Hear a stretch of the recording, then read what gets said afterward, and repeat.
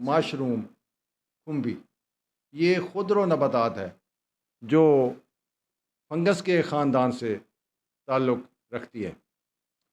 یہ نہروں کے کناروں اور باغات میں خضر نباتات کی صورت میں اگتی ہے۔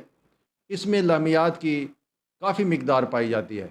اس کی دو قسمیں ہیں، ایک چھتری والی قسم ہے جو کہ زہریلی ہوتی ہے، اس کو ایگریکس کہتے ہیں، لیکن یہ ویدک طب میں اور ہومیوپیتھک میں طریقہ علاج میں ایگریکس کے نام سے استعمال کی جاتی ہے، جبکہ دوسری گول سر والی قسم ہے جس کو بطور سبزی کے پکا کر کھایا جاتا ہے۔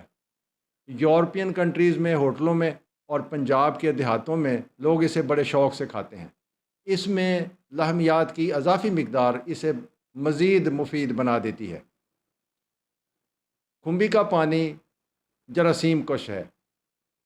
آپ نبی کریم صلی اللہ علیہ وآلہ وسلم نے ارشاد فرمایا کہ کھمبی مان سے ہے، یہ اور یہ جنت سے آئی ہے، اور اللہ تعالیٰ نے بنی اسرائیل کے لیے اسے نازل کیا تھا، یعنی یہ اگائی تھی۔ اس کا پانی آنکھوں کے لیے شفا ہے۔ آپ نے مزید ارشاد فرمایا کہ عجوا کھجور جنت سے ہے اور یہ ذہنوں کے لیے تریاک ہے۔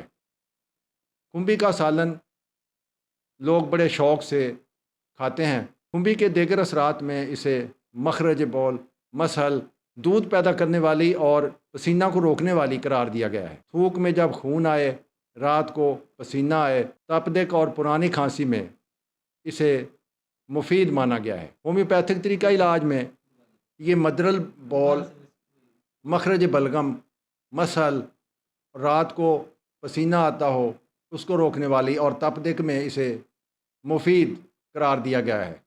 ہومیوپیتھک طریقہ علاج میں ایگریکس کے نام سے اس کا جوہر استعمال کیا جاتا ہے۔